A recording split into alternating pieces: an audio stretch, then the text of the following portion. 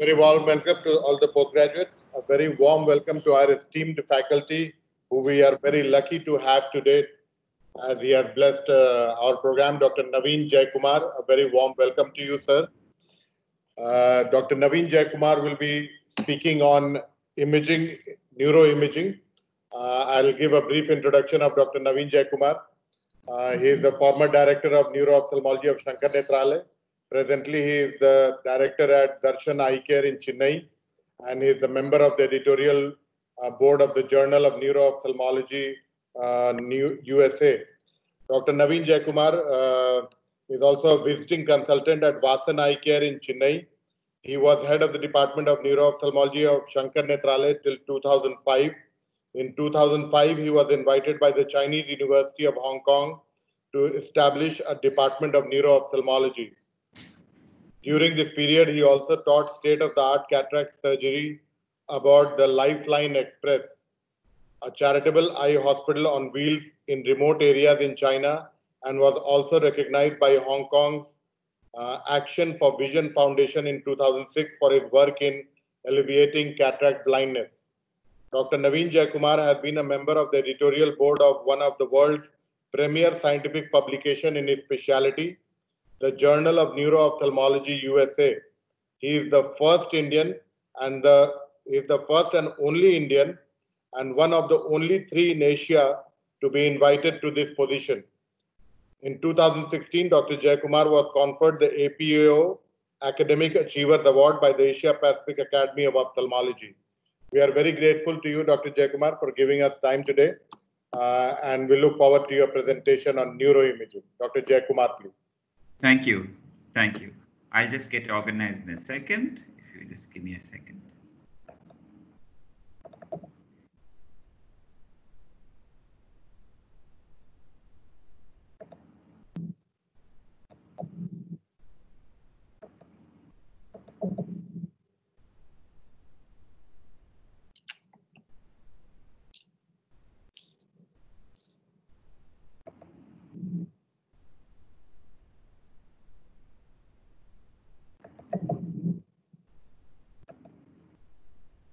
Can you see my screen? Yes. Yes. Now we have a full screen. Excellent. Excellent. Sorry. So thank you, Dr. Satyajit, for having me here. And my brief was to talk on neuroimaging for ophthalmologists. And I'll try and keep it as simple as possible over the next 20-25 minutes or so. And then we can have a little bit of a discussion on this. So actually, my first slide is quite contrary. You expect me to talk on CT and MRI, and my first slide says, when is CT or MRI not absolutely essential? And let's take a look at maybe this patient that you see here. This was a 15-year-old girl who presented with an occasional headache, and when she came, this was the way her fundus was looking like. So take a look here. You can actually see a slightly lumpy margin over there, something whitish under the disc. So this is an optic nerve head drusen. Okay, but if you look at the optic disc of the left eye, this is not very clear. We don't have that picture very clearly. So we are not able to see any drusen on the surface. So the question is, what kind of imaging would you do? Because there have been instances where a patient has had papilledema on top of an optic nerve head drusen. So that's not unheard of. It's rare, but it can happen. So generally, sometimes you're faced with this dilemma. And rather than sending the patient immediately for a CT or MRI, there's something very close by in your room, or if you have a nice consultation or a little hospital, which is available in an ophthalmic setup, which is the ultrasound. So here you can see the left eye of that same patient.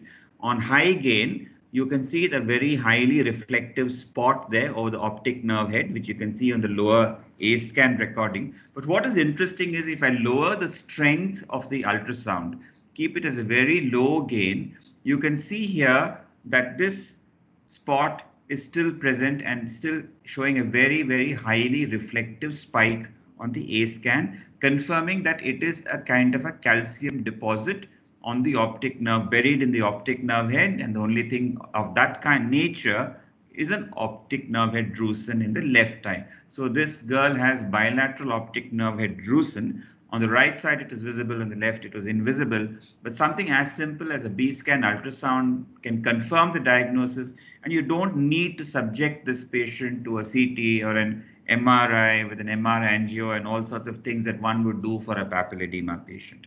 Simple stuff first. So there are certain other situations where ultrasound helps us. For example, a patient with proptosis.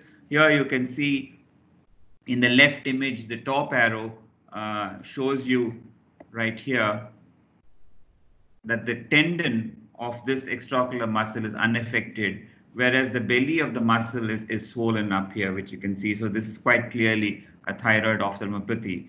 And there are certain other situations as well. Here's another patient with proptosis, ultrasound. You can see something over the optic nerve head on the superior to inferior section. And you can see the same thing looking like a snake here on the top here. So this patient had maybe a proptosis with a very red eye and maybe a little bit of blood in the anterior, in the canal of Schlemm.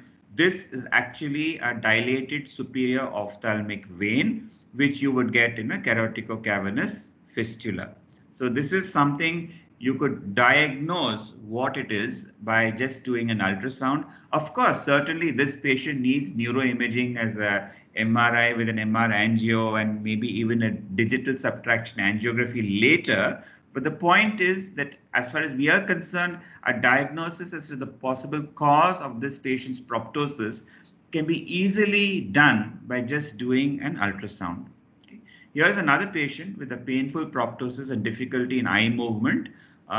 This is one of our very early patients, so my apologies, the scan image is not very clear. This is from an article that we wrote. So you can see the extraocular muscle spikes here. This is the extraocular muscle, and you can see the spike, the anterior border and the posterior border of the extraocular muscle. But you can see the scan line passing through the center. There's a little white dot there, and you can see a very high spike indicating it is something a little calcific. There you go. And here is the same patient on the CT scan. You can see, clearly see this is an extraocular muscle cysticercosis with the central scolex being clearly visible. That is something that can be detected very simply on just performing an ultrasound. Okay. Later on, of course, for further treatment, etc., one would consider a CT scan as well. But as far as diagnosis is concerned, an ultrasound works just as well. Let's look at bone and calcium, because that is something that we look at which will play a role or influence the way images look on CT and in MRI. Okay, so the first thing that we notice, the picture on your left is a CT, the picture on the right is an MRI, and the first thing that we see is what stands out on a CT scan, because it's X-ray based, are the bones of the skull here and the orbit and the paranasal sinuses. But take a look at the arrow on the MRI. This MRI is below the brain. It's at the level of the upper palate. So you can see the teeth of this patient here. This is the teeth here. This is the tongue in the middle. So what is clear about the teeth is they're all looking black. The reason why it's looking black is MRI depends upon spinning hydrogen nuclei. And the most common molecule that's contains hydrogen nuclei in our body is H2O.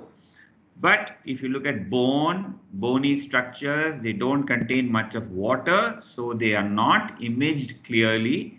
They don't image well on an MRI, so it looks black in color. Okay, so this has obviously some disadvantages if you're studying bony lesions, where you would prefer to do a CT scan where the bone looks very, very clearly visible. Okay. So there's one important difference in capabilities between CT and MRI. Sometimes seeing bone is useful, sometimes not seeing bone is also useful. So we have to decide when to use which modality as well. So here is a patient with calcium in the orbit, another one of our patients from Shankar Nethralaya days. You can see the deposits within the eyeball, and you can see the extension here spreading out at the back. So this patient, obviously intraocular deposits of calcium, you must think of retinoblastoma. So this is what this patient had. Here is another patient. This is a coronal view of the head, and you can see on the left side, you can see this is the eyeball here on the right.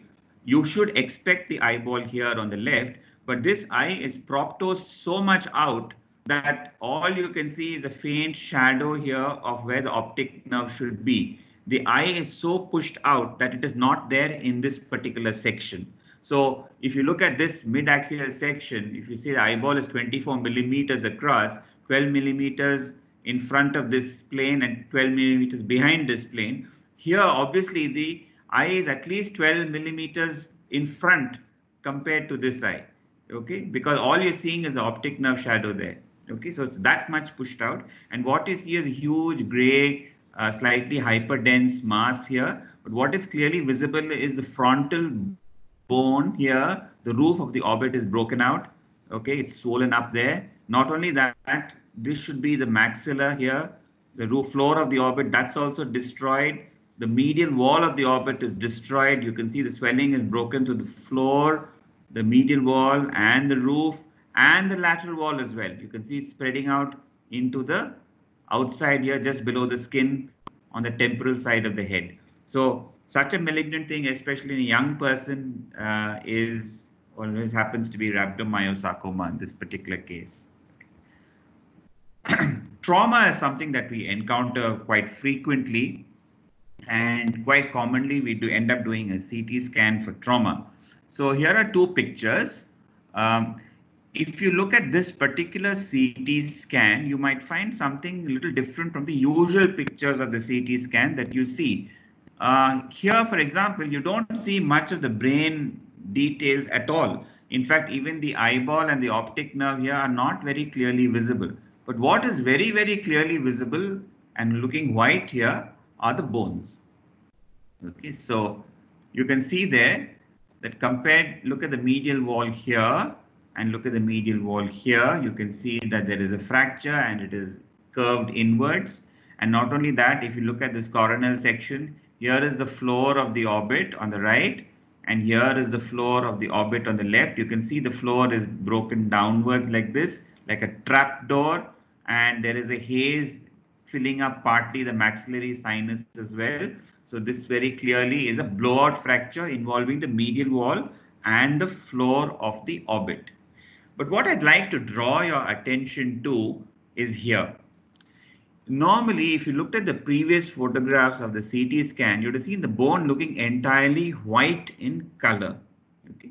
But if you look at the bone here, you can actually, here for example, you can actually see within the substance of the bone, the cortex, the medulla of the bone, further details of the intra-bone views you can see a little more clearly. Let me contrast this with you with what a normal CT would look at. Yeah, so here is a normal CT of the same patient on the opposite side. Okay, this is how it looks. So you can see it's looking white here, but in this image, which is called a bone window, you can actually see details of the bone structures within. So not only for trauma, which is important for us to visualize the bone, there are certain other situations where we need to do bone windows. For example, any bony lesion involving bone tumors, etc., we need to look at bone windows. This is something that you should know so that you can ask your radiologist to do it as well. Radiologists will quite often do it themselves, but it would be nice for the radiologist to know that you also know about something called the bone window, so you can discuss it at a much better level with the radiologist. So remember that bone windows are a special modality or a protocol on the CT scan. By some adjustments we can make to the image, wherein the soft tissues may not be very clearly seen, but all the stuff within a bone can be visualized very, very well. So this is another example of looking at bone using a CT scan. In this case, it's a three-dimensional view. 3D CTs are available, and in this particular patient, you can see here the suture, the coronal suture here, and you can see here this side the coronal suture is missing. You can see the shape of this head here. This is a craniofacial anomaly. This child has got a Crouzon's disease. So 3D CT is very useful in assessing this. Therefore, it's also useful for craniofacial surgeons when they are planning surgery as well. As well as orbital surgeons, we like to look at 3D views of the orbit, especially when they're managing trauma, etc. So 3D CT has a role also to play. What about important places for us, for the neuro-ophthalmologist and the orbit people, as far as orbital apex, superior orbital fissure, and cavernous sinus regions are concerned? If you know your anatomy, if you look at the region of the orbital apex here, and the superior orbital fissures also here, and the cavernous sinuses here. If you look at this area, this is a very narrow area surrounded by a lot of bone, which you can see on the left side on the CT. You can see the lateral wall, the medial wall meeting. If you remember superior orbital fissure, it's between the greater and lesser wing of the sphenoid. And the orbital apex, which includes the optic canal, is completely in the body of the sphenoid as well. Okay, so there's a lot of bone and very little soft tissue. So if you look at CT scan of this particular area, it is dominated by the bone. So the soft tissue is not very clearly visible. Okay, so what this means is there is a phenomenon called volume averaging which happens.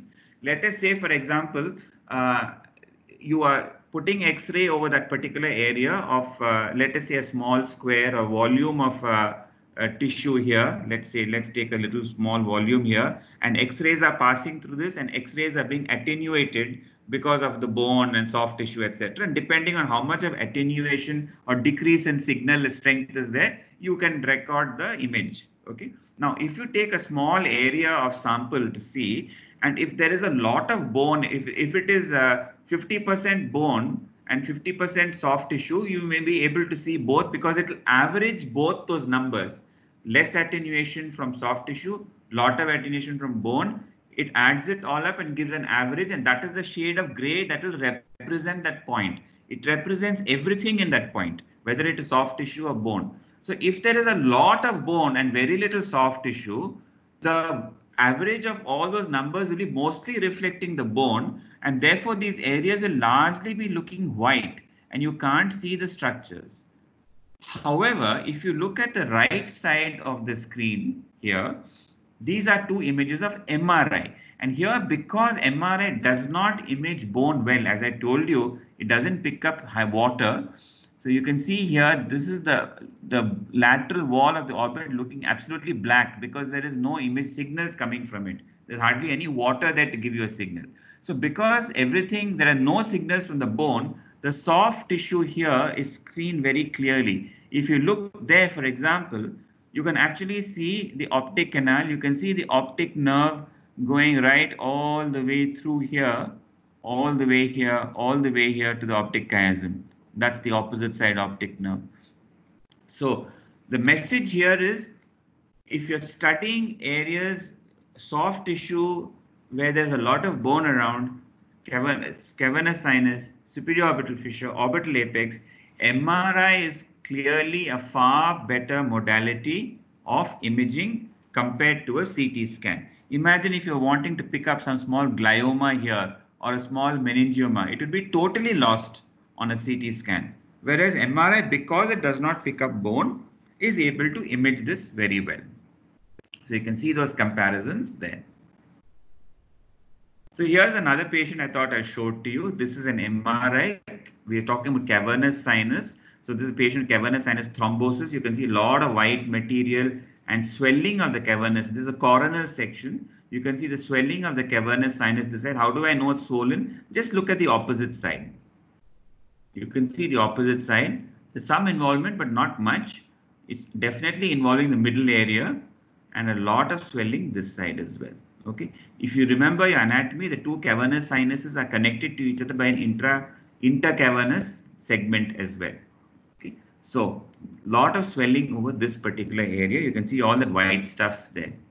There's another thing that you can see here. that within the cavernous sinus, you can see the internal carotid artery looking black in color, like a black dot. One thing on MRI you should know is moving blood, fast moving blood, for example, blood in arteries is not imaged. Just like bone, fast moving blood is not imaged. Not because it doesn't contain hydrogen ions, it contains a lot of hydrogen protons. It's water, a lot of it is water. So it should be imaged. The only thing is blood is moving so fast that by the time the patient's that segment of brain tissue which is being analyzed for the MRI, by the time it is stimulated and by the time the image is sequenced and picked up by the machine, that area, the blood is moved to some other area. So the blood constantly moves. So it's moved out of the section, so it is not visualized. So on MRI, fast moving blood vessels, especially arteries, etc., will always look black in color because they will not emit any signal. So that gives us an advantage. So you can see the internal carotid artery here, and on the same side, opposite side, if you look, it's a lot narrower. Why is it narrow? Because there's so much of soft tissue swelling around it, okay, that is squeezing the internal carotid artery and causing it to become narrow. You can see further down, this is the petrous temporal bone behind the cavernous sinus, and you can see internal auditory. This is the internal auditory meatus through where our seventh nerve and eighth nerve and all travel, and you can see pus is there, and as well as you can see some amount of pus which has gone into the posterior fossa as well. So this is a very bad infection resulting in a cavernous sinus thrombosis. Okay.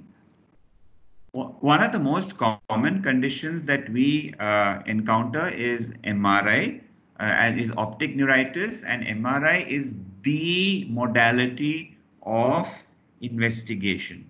It has services as far as diagnostic reasons are concerned. It has also got a prognostic significance as well. For diagnosis, of course, let me go on to this picture here. Here is a patient who had a left optic neuritis. So if you look at the optic nerve here, this side, this is a patient right optic neuritis, sorry, as always the image should be the other way around. So as you can see L there. So here you can see this part of the optic nerve is looking very bright. Now there is one reason why this is looking bright is because the surrounding area, the fat is looking dark. So when something you're seeing bright against a dark background, it is more clearly visible to us. Okay. So the signals from the fat have actually been suppressed. The MRI doesn't pick up those signals. It has been adjusted in such a way that we do not want signals from fat. So the fat is looking dark. So any increased signal strength from the optic nerve due to inflammation is therefore more clearly visible. Even a lighter increase in illumination of the optic nerve becomes clearly visible against a dark background. Because normally if you look at it, you can see how bright the fat is looking on a T2 image. Okay, so imagine if you are looking at an optic nerve of this brightness against this brightness of fat, you will hardly see the nerve at all. So that is the important thing. Whenever we do imaging of the orbit for orbital lesions, etc., we do something called a fat suppression sequence. Okay, so the signal from the fat is suppressed. Okay, so here is another example of the same patient. So here what happens is we not only suppress the fat, so the fat is looking reasonably dark, we have also injected contrast. So how do we know we've injected contrast? One is this is a T1 weighted MRI. How do I say it's a T1 weighted MRI? Always look at the water. In this case, we are looking at the water in the vitreous. Water will always look dark in a T1 image. That's how you know it's a T1 image. Water will always look bright. If you go back to the previous slide, here is a T2 image. You can see the same water in the vitreous glowing away. So this is a T2 image. In contrast, this is a T1 image. Water is dark. If you notice one thing here on this image, not only is the water dark, you can notice the small little white dots I'm pointing to here, here, here, etc. Okay, even here on this side. So this is actually contrast, gadolinium contrast, which you injected flowing through the patient's arterial and venous system. And because it's a contrast, it shows up bright. Okay, so that's one way to make out gadolinium or contrast based MRI. You can see these little white dots which will tell you it's contrast, and also gadolinium contrast enhancement always done on a T1 weighted image. Okay, here you can see therefore that same patient. Let me show you this picture. I told you that this part here it looks thickened, looking brighter. Okay, see how bright it is looking, enhancing with the contrast here, indicating this is an active optic neuritis. Okay. The same patient here, you can see on the T2 weighted image, these are coronal sections. Okay, so you can see here, see how bright the fat is looking. And now we have suppressed the fat this side. You can see it's looking gray totally. And against this very gray background, you can see this optic nerve is enhancing there. It's looking very, very bright.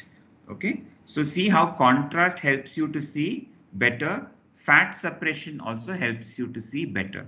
Not only is this optic nerve thick here in the mid-orbital segment, if you trace it back towards the apex, you can see the brightness still there all the way here.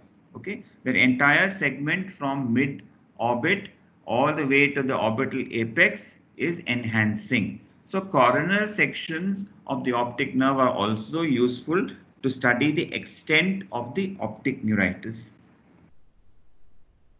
Just like we suppressed fat in orbital sections, we can also suppress water. Where do we find water in the brain? Cerebrospinal fluid. So let us look at this picture. This is a T2 weighted image. How do we know it's a T2 weighted image of the brain? Look at the CSF. The water is looking bright. So we know this is a T2 weighted image of the brain. This is a patient who had optic neuritis. So the brain imaging was also done to see if there are any plaques in the brain, especially in the periventricular region.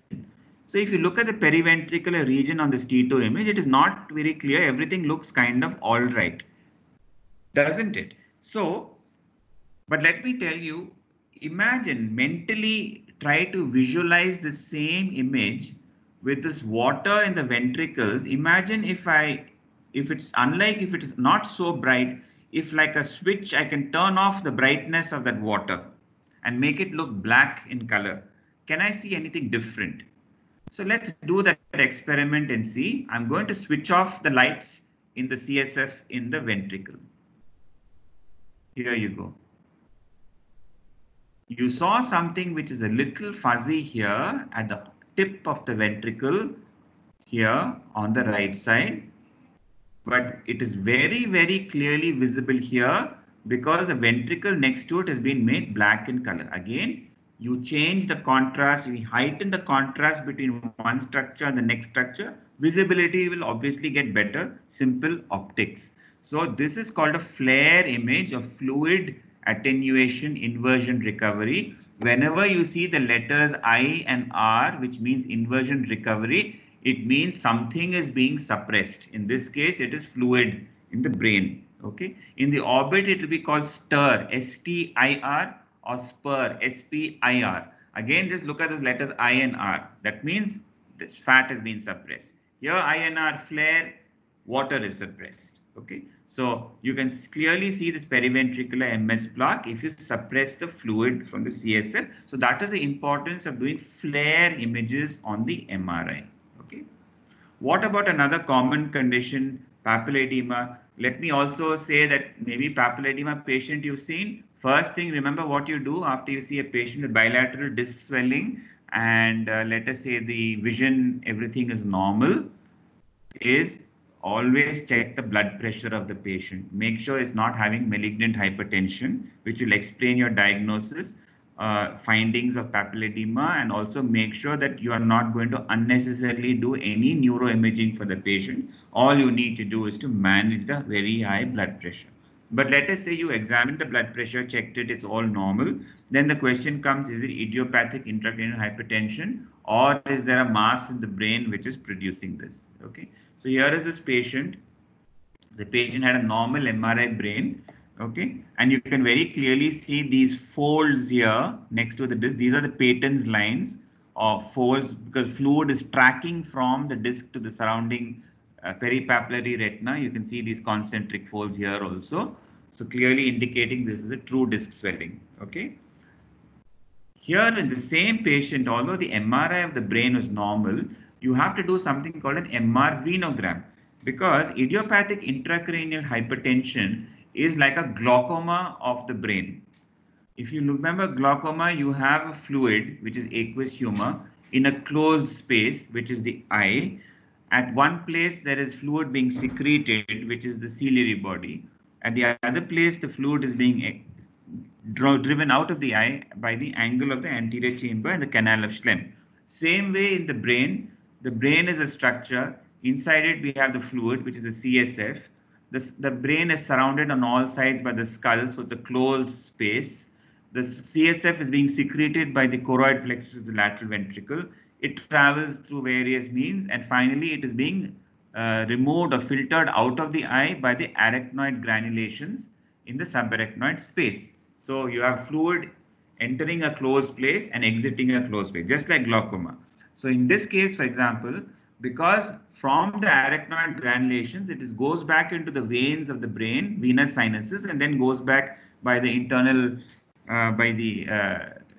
jugular vein back to the heart. So this image shows the veins of the brain. So here you can see the superior sagittal sinus, okay, and the superior sagittal sinus goes to the back of your head and it divides into the two transverse sinuses. So you can see the transverse sinus here on the left side looking fine, but if you see the same transverse sinus on the side here, look at this in another patient, now the same patient. You can see the transverse sinus this side looking fine, but this side is looking very, very thinned out.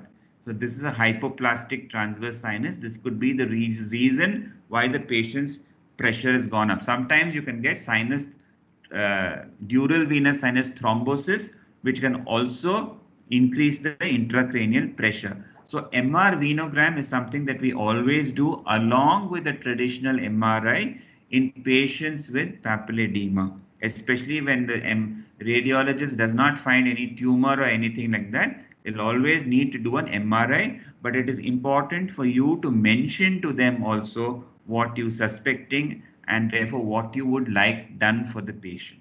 Okay. The other common conditions that we come across are the third, fourth, and sixth nerve palsies producing diplopia. This is a patient during my stay in Hong Kong and in China. As you can see in this eye movements, when she looks to the left gaze, you can see the right eye adducts properly, but the left eye doesn't adduct properly. So she has a left sixth nerve palsy. She had it for almost a year and a half. But what was very interesting also is that you can see here, for example, there's hardly any movement. But what was very interesting was when she was moving her eyes, there was also a lid gaze dyskinesis. This was an aberrant regeneration of the third nerve as well for this patient. So we suspected something going on inside. She just had a plain CT scan long ago, which was looking normal. So, but we were very suspicious. So we got an MRI done, and this is the MRI. Okay. So here we can take a look here. You can see the cavernous sinus. This is the internal carotid artery. Like I told you, arteries will always look black on an MRI, whether it is T1 or T2, whatever. It will not show a signal. These are called signal voids or flow voids. That means they indicate a blood vessel. So here you can see internal carotid artery. Here is the same internal carotid artery on the left side. You can see it's swollen up fully. So this is an aneurysm of the left internal carotid artery inside the cavernous sinus. And for this patient, therefore, you always need to do an MR angiography. Okay, MR angiography is one thing you need to know is it does not require any injection of contrast. By just merely altering the protocols and doing some computer work, it can image blood vessels, the flow of blood in the brain, not exactly blood vessels. MRI is actually showing you the flow of blood in the brain. And we all know by logic that blood is flowing in the brain inside blood vessels. So this shows you a map of the blood vessels. So here you can very clearly see the internal carotid artery, giant aneurysm this side, on the left side. Okay. Here is a patient with a left hemifacial spasm. Okay. And this kind of view is called a CIS or a Fiesta image on MRI, depending on which manufacturer of the MRI machine, whether it is Philips or Siemens or GE, they have different names for their protocols. But essentially one thing, these are heavily T2 weighted images. That means the CSF here is looking brilliantly white and the brain is looking really black almost. Okay. It is against this very high contrast of black brain material and absolutely white CSF. You can actually start to visualize these thin cranial nerves in the subarachnoid space, in the cisterns, exiting the brain stem here. This is the pontine area, and going towards the cavernous sinus or the internal auditory meatus. You can see the internal auditory meatus here, both sides. So this is, for example, the sixth nerve, which is going towards the cavernous sinus there. This is the seventh nerve here, which you can see here. This is going into the internal auditory meatus. Okay, so here is the seventh nerve on the opposite side. You can see that. But what is interesting here is next to this, you can see this little loop here touching the seventh nerve. Okay, so this is actually an anomalous vascular loop in contact with the left seventh nerve. And because this vascular loop is next to the nerve and touching it, every time the blood is pulsing through it, it's irritating the seventh nerve. And the irritation of the seventh nerve is producing spasms on the face. So this is how you can actually find out sometimes what is the anatomical reason why some patients may be having a hemifacial spasm. Because in very severe situations, apart from giving Botox, etc., we can actually introduce a spacer between the vessel and the nerve to separate the two apart and relieve the patient of a very severe hemifacial spasm. Okay. So, as far as chiasmal lesions are concerned, do we do a CT or MRI? It's one of those very common fields that we, neuro-ophthalmic field, common, very typical would be a bitemporal hemianopia, such as the one that you're seeing here. Okay, so CT or MRI. Okay. So let's take a look at this particular picture. Okay, so this is a CT scan. You can see why, because you can see the bone is looking very white. Okay, what can you see here? You can see very, very white material looking almost the same whiteness as the bone. What does the bone contain? Calcium. So what does this contain? Also calcium. So this CT scan shows you that there's actually some calcific material in this swelling here in the middle of the brain. And there is this very hypertense looking mass here. The MRI here, this is a T2. You can see the water is white there in the vitreous. It shows you very clearly that there is a cellular swelling. It is also paracellular extension on one side this way, and it is also extending posteriorly as well into this area to the posterior space. Okay, posterior cranial fossa here as well. Okay. Now, this view on your right hand side is a sagittal view. This is a T1 image. How do I know it's T1? You see the water inside the ventricle is looking black. Okay. So, if you look at this, if you think this is water, is this water here? The swelling is looking brilliantly white. So, this is not water. Is it brain tissue? Brain tissue is looking gray, but this is looking brilliantly white. So what is absolutely white on a T1 weighted image is fat.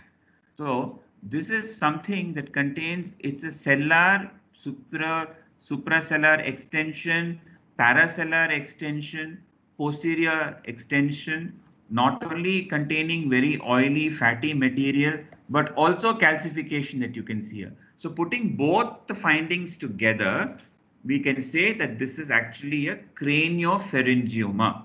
Craniopharyngioma occurs, it has supracellular swellings, It contains a very oily interior, like machine oil consistency will be inside it. That's the kind of tumor it is. It contains lot of lipid, okay, lot of cholesterol material is there, which is why this is so fatty, it's looking very bright. It also contains calcific material. So these findings together are very characteristic of a craniopharyngioma. Okay, so let's move on.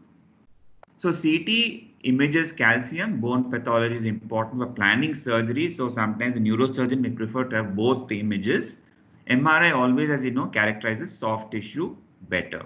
Okay. Can we study biochemistry of the brain by using MRI? Okay, let's take a look at these cases. This case one, there are two ring lesions. You can see the two ring lesions there. Okay, so what kind of ring lesions are there? Whenever we see ring lesions, we think of abscess, malignancy, demyelination. Okay, so let's take this method of MRI called spectroscopy. Okay, this is actually the first thing that you notice is it is not an image, it's a graph. Okay, it's a graph of other chemical molecules, not just water. Hydrogen is not located only in water, it's also located in all these organic molecules, okay, to a lesser degree, but we can actually use this and image all the amount of these molecules in a certain volume of brain tissue. So you get a graph showing choline, creatine, N-acetyl aspartate, lipid, and lactate. Okay. So what is choline? Choline is found in cell membranes. Okay. Creatine reflects energy stores in your cell. Okay. Lactate means anaerobic metabolism is going up high. Lipid means when will lipid come out of a cell? When the cell is destroyed, when there is necrosis. Okay. Now take a look at this picture case of the second case that we saw. This parietal, this one here. This parietal, temporoparietal swelling here. So first thing you compare with the normal, and this is the choline is increased. That means a lot of new cells being laid. These new cells are very active, energy utilizing, creatine level has gone down. They are increased lactate. That means there's so much of energy, it has gone into anaerobic glycolysis because it's outstripping its oxygen supply.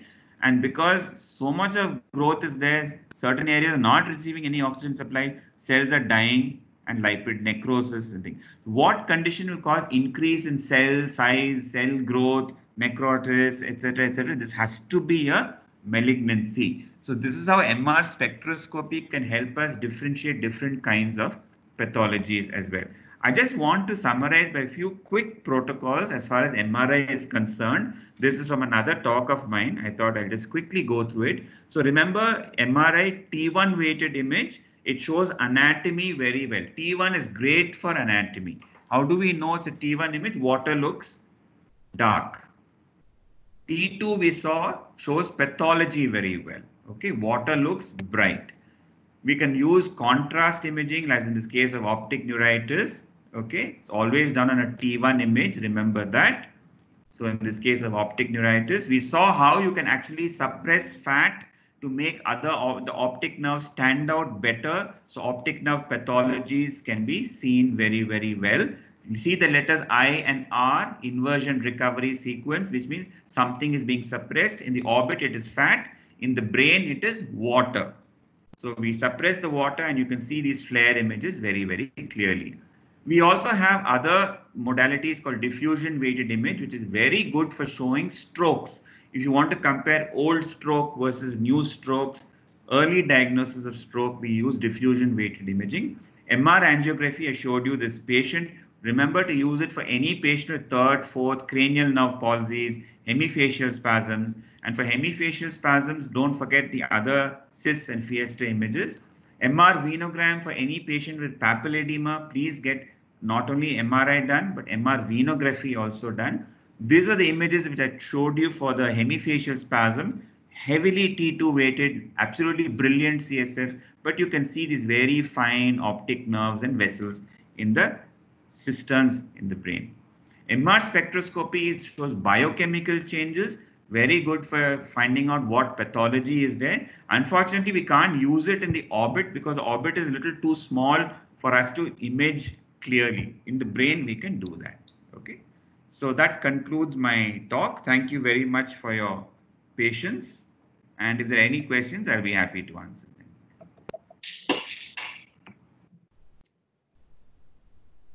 we'll just wait for a few minutes for them to write in the chat box.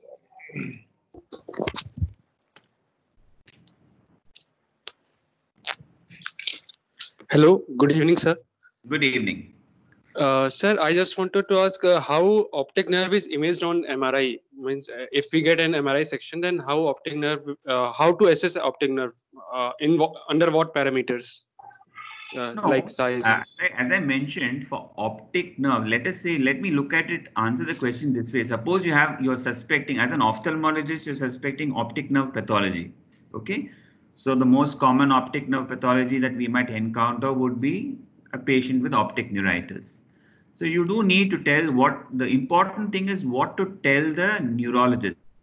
So I keep telling people, please interact with your neurologist, give a little report of what you have found and what is it that you're expecting to see and which part of the brain do you want the radiologist to focus on. Okay, that's important. It's like saying you have a big room and you've dropped a pin somewhere and you tell, if I just tell you, just go find a dropped pin somewhere in this room, difficult to find it. But if I tell you I've dropped a pin and it's lying under the cupboard there somewhere, can you spot it? More likely that you'll find it because you know where to look. Same way with the brain. If you just tell without any information, you just tell the radiologist MRI brain, they won't know. They will do sections and they'll try and look for things, but they may not find it. But if you tell them MRI brain, I want you to focus on the chiasm because we have a patient with bitemporal hemianopia, etc. They will do finer sections there, and even the subtle changes they'll be able to pick up. Coming to your question about the optic nerve, it's the usual protocols which the radiologist would follow, basically doing the T1, T2 images, etc. But if it's optic neuritis, the focus will be on the T2 image and the flare images, and also the contrast. Contrast, of course, is a little more expensive. Generally, it costs about 3,000 rupees more, but especially in active optic neuritis, it is useful to detect. The important thing is you must ask not only just for the optic nerve, you also need to look at the brain, because whether there are any other demyelinating patches in the brain or not, which will confirm whether the patient has multiple sclerosis. So these are the things that you need to look at. Generally, the protocol, etc., the radiologist will take care of. But I think you should mention that you would like to look at MRI brain, and you can also tell them, please do sections of the orbit also with fat suppression. So that will give you better imaging. I hope I answered the question.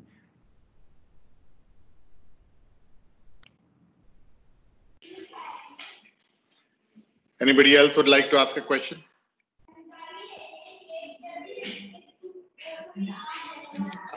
And sir, fat is white in both T1 and T2. Yeah, see, typically in the original, when the early days of the MRI machine, we used to learn it as vitreous. T1 is vitreous dark, fat is bright. Okay, T2 is vitreous is bright, fat is dark. That is how we used to know it. That was about machines which were about 25, 30 years ago I'm talking about. But nowadays, they do multiple sequences, acquisitions very fast, one over the other, one over the other. And because of constant stimulation of the brain, even in a T1 image where fat should, T2 image where a fat should look dull, it actually starts to look bright over time because of multiple image acquisitions. Okay, so which is why I tell people to distinguish between T1 and T2. Don't look at the fat, just look at the water. In an orbit section, there is water in the vitreous. In a brain section, there's water in the CSF. If the water is looking dark, it is a T1 image. If the water is looking bright, it is a T2 image. Okay. So fat can look nowadays in the typical spin echo sequences. Fat will look bright on T1 and in T2. Okay.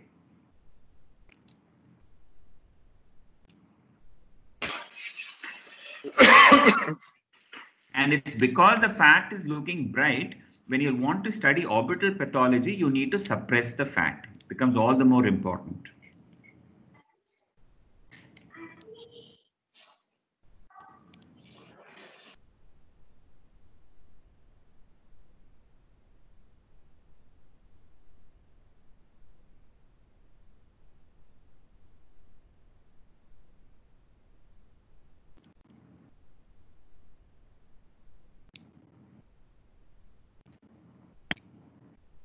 Any other questions? Or?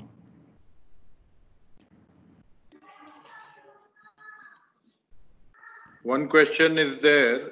Dural venous sinuses and ventricles on MRI. Yes.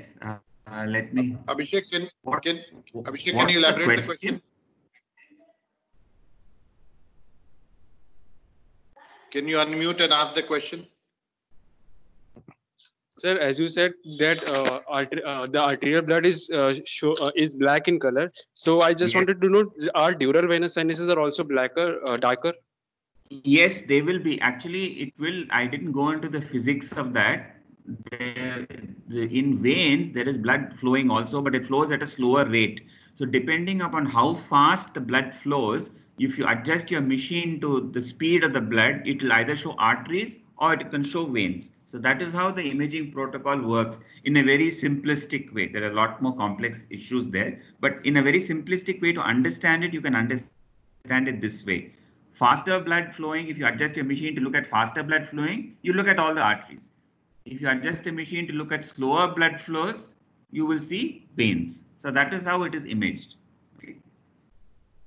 Ventricles on the MRI will always be seen anyway. I don't know what the question was about ventricles. Is that what you wanted me to answer, Abhishek, as far as the dural venous sinuses are concerned? Yes, sir.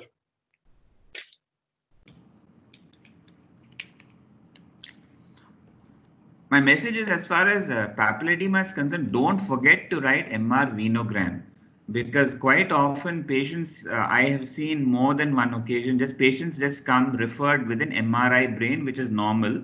But I need to know whether there's a cavernous, there's a dural venous sinus stenosis or thrombosis or hypoplasia. That will help me to confirm the diagnosis of IIH. So in these patients with this papilledema, always ask for MRI with an MR venogram as well.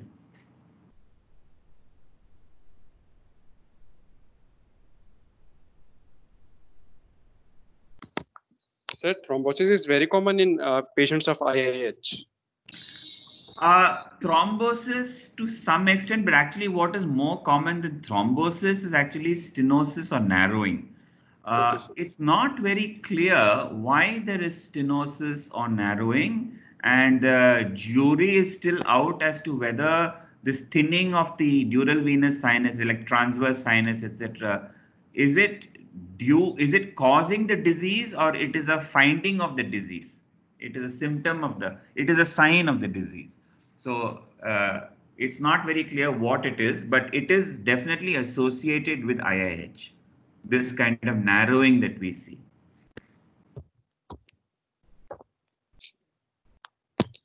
Just we have to lower the pressures by mannitol or acetazolamide. Yeah, it of course depends upon how the optic nerve function is. So if the optic nerve function is still reasonably good, you can use a weight loss regime, and you can start Diamox, slowly increase the dosages and follow up. What's important is to follow up these patients over time. Make sure that their optic nerve function is behaving well. If the optic nerve function is deteriorating, or the papilledema is increasing, or there's pallor which is developing, indicating the nerve is getting damaged permanently, then you may need to undergo either an optic nerve decompression or a shunt, LP shunt.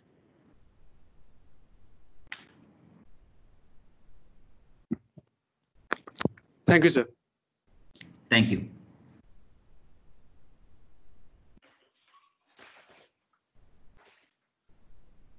I do not see any more questions.